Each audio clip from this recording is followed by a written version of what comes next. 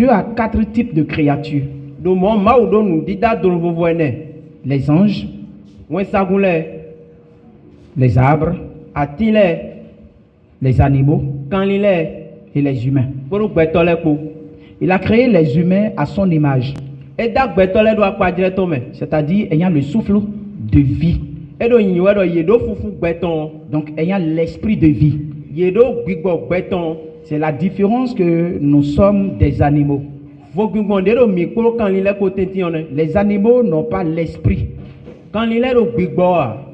Ils ont juste une âme, c'est-à-dire le sang. Mais ils n'ont pas l'esprit. Est-ce que vous m'entendez? Quand Dieu créait l'homme, il a créé comme une masse de terre. Comme une masse de terre comme ça. Et l'homme est comme une statue debout. En ce moment, il y avait la chair, les os et le sang. Dieu a créé le sang comme une entité qui circule, qui normalement devait circuler dans l'organisme.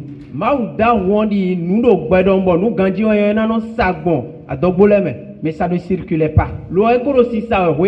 Parce que le sang humain attendait le souffle de Dieu. Et quand Dieu a soufflé dans l'homme,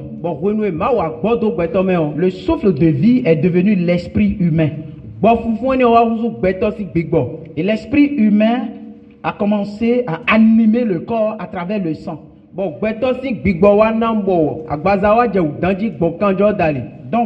quand l'esprit est rentré, le sang a commencé à circuler. Et l'homme a commencé à bouger. Alors, le sang est l'intermédiaire entre l'esprit et le corps. Le sang intervient entre l'esprit et le corps. Sans le sang, l'esprit ne peut pas faire fonctionner le corps. L'énergie qui confère de l'autorité et de la puissance à l'esprit, c'est le sang. Donc le sang que Dieu nous a donné est quelque chose de sacré. Et c'est très puissant. Le sang est très puissant. L'esprit agit à travers le sang. Et sans le sang, l'esprit ne peut pas agir. Je répète, sans le sang, l'esprit ne peut pas faire quoi? Quelle que soit la puissance de l'esprit, il ne peut pas agir sans le sang. Donc Dieu nous a donné le sang pour jouer 2 rôles. Donc le sang a 2 pouvoirs.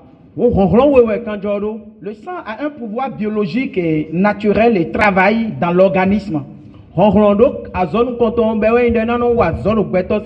Et sur ce plan, il a un fonctionnement qui permet à l'organisme de se nourrir, tous les aliments que nous consommons. Le sang prend ce qui est bien pour nous, transporte l'oxygène dans notre corps et nous permet de vivre et de grandir.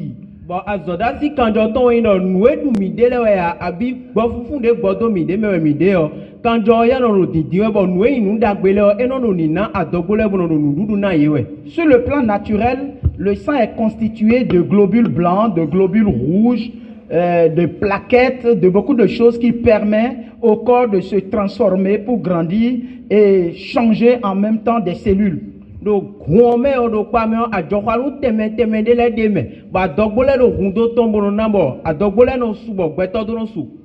En réalité, si le péché n'avait pas intervenu, le sang serait en train de travailler pendant 1 milliard d'années sans que le corps ne vieillisse.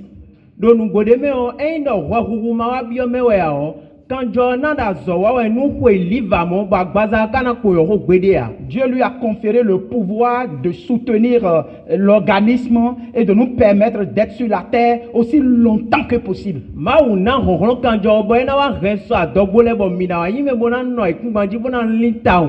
Quand le péché est venu, le péché a endommagé le travail du sang de sorte que quand il travaille jusqu'à 200 ans, 300 ans, 400 ans, eh bien, ça, les cellules meurent, jusqu'à ce qu'on vieillisse et puis on tombe. Huahua biome huahua do noi huansi azote bo nu huanda azo kaka nu kwede na do pon adogbole no je pipoji bo binoku. Et au fil des temps, nous ne vieillissons plus longtemps. Donc déjà, à 100 ans, on meurt. Après 80, après 50 ans, déjà à 50 ans, on vieillit. Bon, de kwele wa do yiyi we de volele wa do tintin we. Bon, ne le si azo le vo do jijeji we bo noi kanjo si azo do dide po bo dion gbeto sono ado kwe na mi de chobono kuwa. Je me demande même si dans le futur, des gens ne vont pas vieillir à l'âge de 9 ans. Puisque dans le futur, déjà à 9 ans, ils vont se marier, ils vont avoir des comptes en banque, ils vont se tracasser et ils vont vieillir. Bon, no akambio nyende do so ijawe o mele mana ado ko tene bona kune do kaka ko tene o yena o dasi bona ko da zo we bona wi me ko bona ku. Le pouvoir biologique du sang a été défectueux. Noi azonu kontomo kanjo dona wa egbele. Maintenant, le sang a encore un second pouvoir qu'on appelle le pouvoir spirituel. Dion kanjo le wa do azo de vo bo ronron ni o de do gbigbo meton. C'est le pouvoir de filiation et de l'hérédité. On hérite des choses de nos pères. Donc le sang transporte aussi des gènes spirituels, soit de bénédiction, soit de malédiction sur des générations. Bon, on ne de kanjo do wa indo enadu de singu si mehole gon nous rene nous dagbe abi rene nous do bo no duguton bon kanjoji. Dieu a fait le sang de certains éléments de sorte que lorsque nous avons une malédiction sur nous, eh bien, le sang les transmet à nos progénitures. Ma ublo rondo alors pare dibo. Nous indo nous do de wa do midio me mina dile o yere suna du nous do ni osingu. Le sang est cette entité qui permet à l'esprit, ce qui est invisible, d'agir dans ce qui est visible.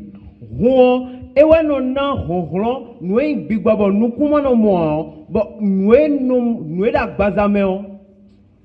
Avant que Adam et Ève ne pêchent, tobonu Adam ko Ève kona huwe o. Dieu avait déjà tissé une alliance avec eux.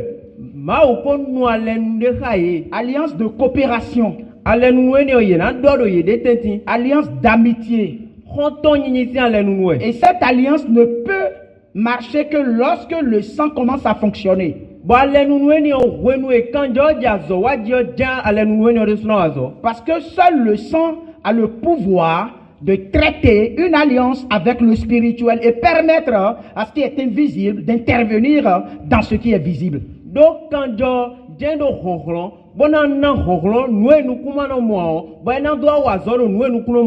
le sang a donc un pouvoir spirituel et intervient et influence de père aux enfants.